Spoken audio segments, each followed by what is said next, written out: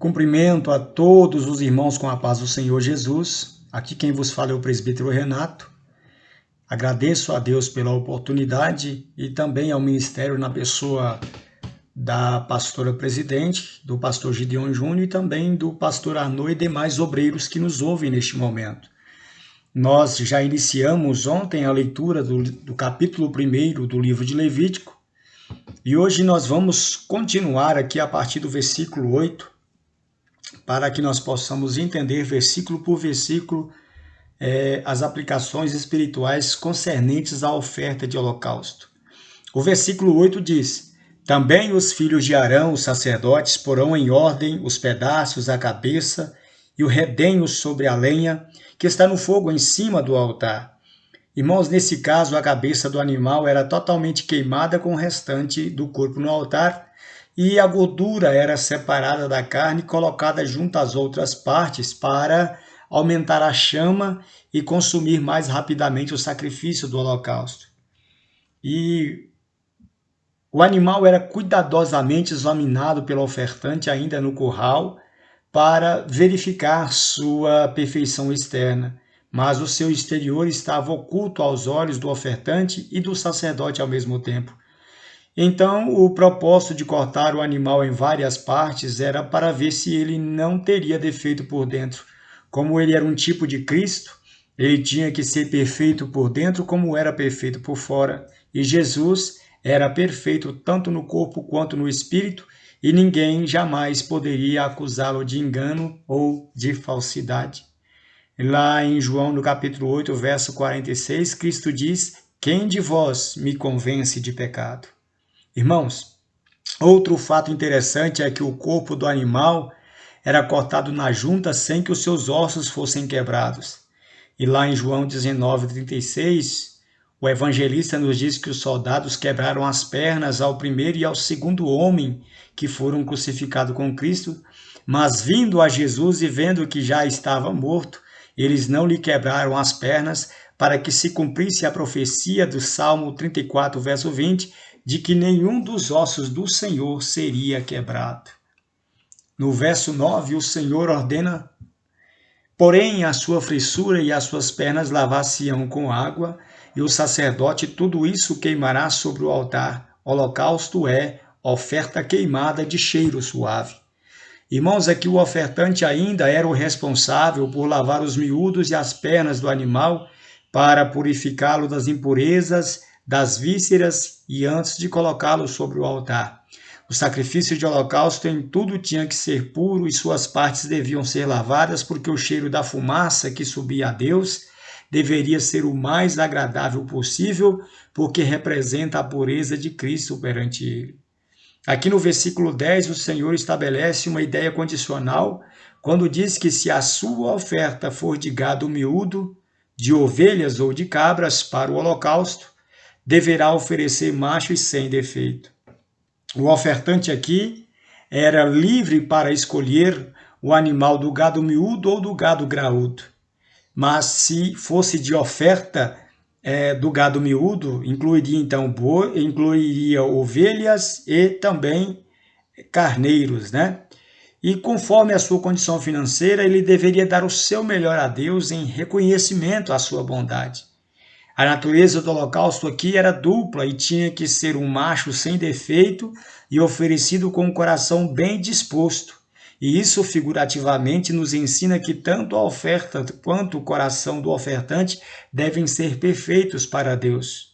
Ofertar com o coração amargurado é perda de tempo, e foi desta forma que Caim ofertou a Deus, e por isso a sua oferta não foi aceita, porque ele ofertou a sua oferta com o coração ruim, com o coração amargurado, e Deus não aceita esse tipo de oferta. Lá em 2 Coríntios, no capítulo 9, verso 7, Paulo diz que cada um deve contribuir segundo Deus propôs no coração, não com contenda e nem por necessidade, porque ele ama aquele que dá com alegria. E um animal macho perfeito, do porte de um gado miúdo, era muito lucrativo, pois tinha ali o potencial de fecundar várias fêmeas e por isso custava tão caro para ser ofertado. Por isso, ninguém seria obrigado a ofertar um animal desse porte, mas se o fizesse, deveria ofertar com todo o amor, porque isto é uma sombra do ato voluntarioso do amor de Deus, que, embora não houvesse quantia no mundo que pagasse pela vida de seu Filho amado, o seu amor por nós o compeliu a entregá-lo para que todos os que nele crescem não pereçam, mas tenham a vida eterna, conforme João 3,16. No versículo 11, parte A, o Senhor diz: e o degolará ao lado norte do altar, que dá para o norte perante o Senhor. O texto aqui, irmãos, indica que a vítima deveria ser sacrificada no lado norte do altar, na presença de Deus. Segundo os estudiosos, o lado norte é algumas vezes associado ao local da habitação divina, e a arca da aliança ficava ao norte em relação à posição do altar de holocaustos, que ficava ao leste, no centro do pátio do tabernáculo.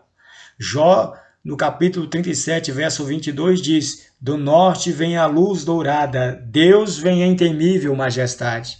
Irmãos, o teólogo Finis Dake, citando Isaías 14:13, diz que a razão pela qual a vítima deveria ser sacrificada ao norte do altar era porque ali apontava para a direção do trono de Deus no monte da congregação. Mas Isaías, Jeremias e Ezequiel disseram que o mal também viria do norte, e biblicamente do norte é que Satanás foi expulso da presença de Deus para a terra, e após sua queda, ele entrou no jardim do Éden, que ficava justamente na posição leste, e em forma de uma serpente, ele convenceu o homem a se rebelar contra Deus no jardim do Éden. Mas Cristo, segundo Adão, a luz dourada que veio do norte, morreu na cruz do Calvário, ao norte do Monte Santo, e vingou a ira divina sobre o pecado. Os teólogos especulam que talvez seja por isso que Deus ordenou que o altar fosse montado ao lado leste do tabernáculo e que o sangue fosse derramado no lado norte, para punir o pecado com que o diabo aliciou Adão no leste e condenou a raça humana a viver totalmente separada e destituída da glória de Deus. Lá no verso 11, parte B, o Senhor diz: e os filhos de Arão, os sacerdotes, espargirão o seu sangue em redor sobre o altar. Aqui ainda temos a importância da aspersão do sangue da vítima em redor do altar. Os teólogos inferem que o sangue na crença hebraica possuía vida em si mesmo, e que, ao ser aspergido ou derramado à base do altar, transmitia-lhe a sua vida. E este sangue, irmãos, aponta para o sangue de Cristo derramado na cruz, e aquele que pela fé é tocado por ele é inteiramente consagrado a Deus. Em Êxodo, no capítulo 24, no verso 8 e 9, nós vemos que após oferecer um holocausto, Moisés pega do sangue numa bacia e asperge o sangue sobre o livro da lei, sobre o altar e sobre o povo, para celebrar uma aliança de uma nova vida com Deus no deserto, já separados do Egito. E já no Novo Testamento, Cristo, em sua morte, inaugura uma nova aliança conosco, e espiritualmente ele asperge seu sangue para que pudéssemos viver para Deus em novidade de vida, totalmente separados ali dos anseios do mundo. Mas agora vamos ao versículo 12, que diz: depois o partirá nos seus pedaços, como também a sua cabeça e o seu redenho, e o sacerdote os porá em ordem sobre a lenha que está no fogo sobre o altar. Aqui, irmãos, o redenho é uma membrana gordurosa que cobre o fígado e o intestino dos animais e deveria ser totalmente consumida pelo fogo juntamente com as demais partes do animal.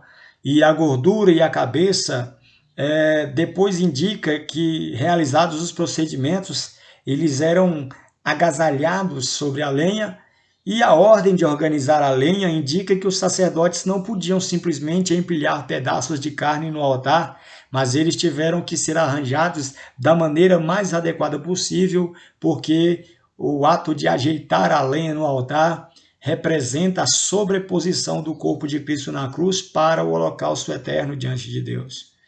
O versículo 13 diz: a fessura e as pernas lavar-se-ão com água, e o sacerdote tudo oferecerá e o queimará sobre o altar. O holocausto é uma oferta queimada de cheiro suave ao Senhor.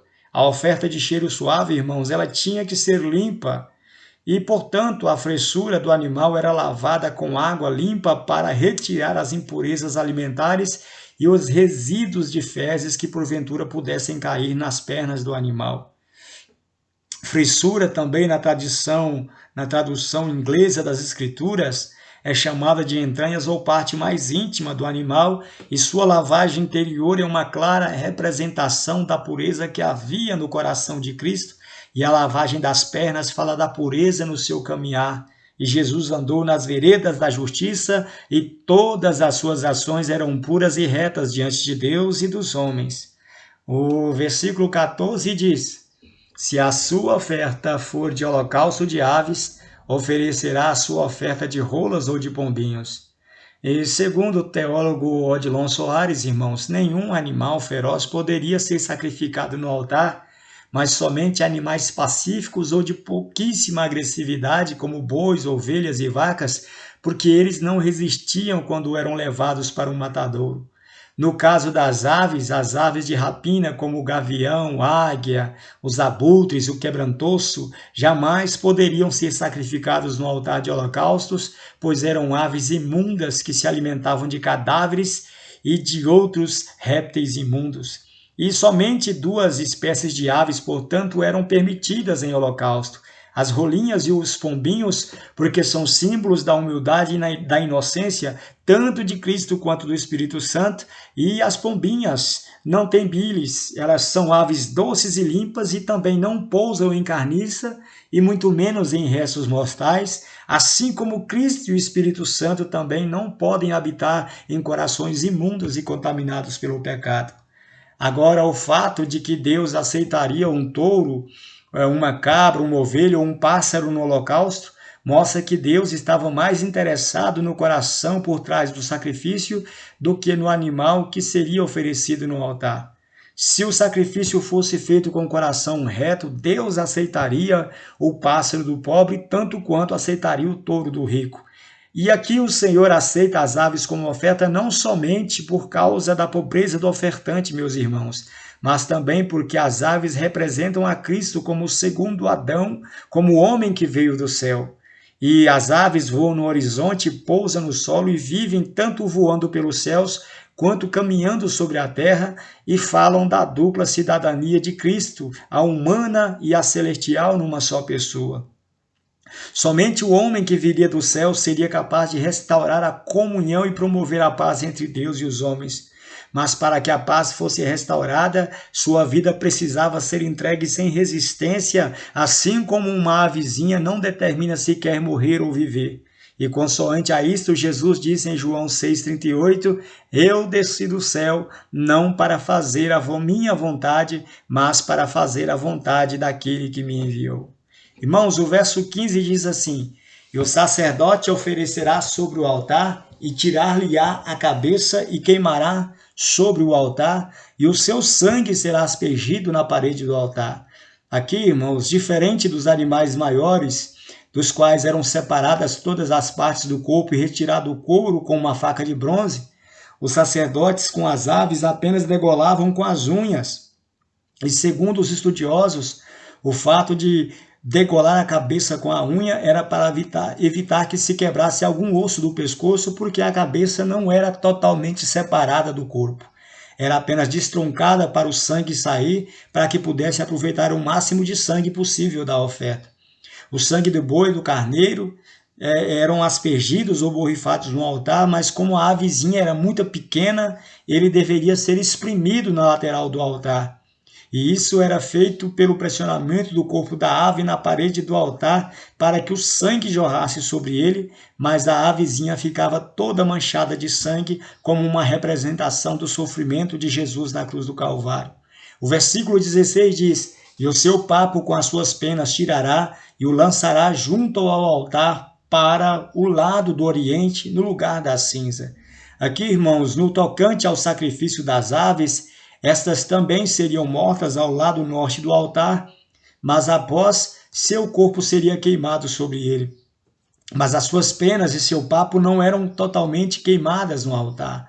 Elas eram partes desnecessárias e inaplicáveis para a liturgia e por isso eram cortadas e lançadas no oriente ou lado leste do altar, onde ficavam as cinzas que depois eram jogadas fora. Já dissemos que o lado leste é a posição do Jardim do Éden, onde Adão e Eva pecaram contra Deus, e as sobras desta ave lançada ao oriente do altar nos mostra Deus em Cristo, tratando o pecado do homem desde a sua origem, desde a sua raiz, desde o seu surgimento. Pois foi ali que o primeiro casal foi aliciado por Satanás e, ao ceder à tentação, o pecado entrou no mundo pelo leste, pelo oriente, e contaminou toda a raça humana e causou a separação entre Deus e os homens. E aqui, Deus profeticamente nos diz que Cristo, o segundo Adão que viria do céu, seria aquele que reataria de novo a comunhão quebrada pela inércia do primeiro Adão.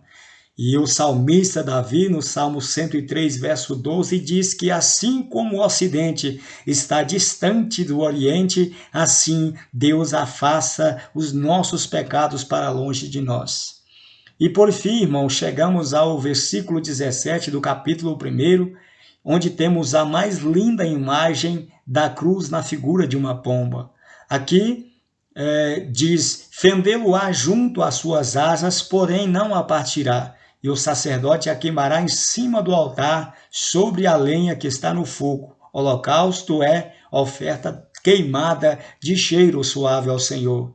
Em Gênesis, no capítulo 15, no verso 9 ao 10, Abraão realizou um sacrifício ao Senhor com uma bezerra, uma cabra e um carneiro, todos eles de 3 anos, e também uma rolinha e um pombinho. E trouxe-lhes todos estes animais e partiu-os pelo meio e colocou cada parte deles em uma de frente da outra, mas as aves Abraão não partiu. E como nós vimos aqui, a ave também não era partida, porque historicamente ela não tinha condições de ser cortada em pedaços, porque o seu corpo era pequeno.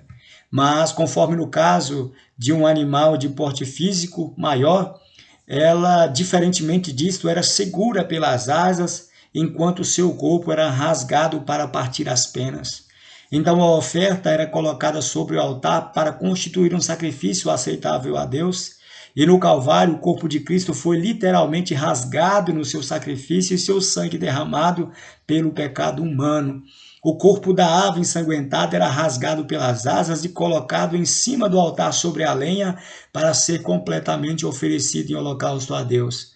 Agora, irmãos, se imaginássemos o desenho de uma cruz e nela colocássemos uma pombinha ensanguentada de asas abertas, nós teríamos uma semelhança de Cristo com seus braços abertos e seu sangue fluindo do seu corpo e descendo pela haste da cruz. No Salmo 72, verso 14, o salmista dizia como que vendo Cristo na cruz, da seguinte forma, e libertará as suas almas do engano e da violência, e precioso será o seu sangue aos olhos deles. E se a gente olhar, irmão, uma ave voando no céu, de asas abertas, ela nos transmite uma ideia ou uma sensação de liberdade. E quando Cristo, como uma ave, teve seus braços abertos e pregados na cruz, ele não foi pregado para nos ensinar a voar, mas para promover a liberdade para todos os seus filhos redimidos. Lá no capítulo 8, verso 36 de João, o evangelista nos informa que Cristo diz: se o Filho do Homem vos libertar, verdadeiramente sereis livres. E lá em João 8,32 diz: e conhecereis a verdade, e a verdade vos libertará. Então, finalizando, como vimos aqui no capítulo 1, todo o livro de Levítico daqui para frente, nós vamos ver que possui verdades secretas que apontam diretamente para o episódio da crucificação. Por isso, adiante, nós seguiremos com esse estudo maravilhoso, irmãos, visando descobrir o que Deus tem para nos revelar sobre as tipologias sacrificiais envolvendo a morte de Cristo, o nosso Senhor, seu Filho amado, e também a relação desses sacrifícios com a vida da igreja. Então, continuem conosco nos próximos áudios que nós vamos aprender um pouco mais sobre este maravilhoso livro. Deus vos abençoe e fiquem todos na paz do Senhor Jesus.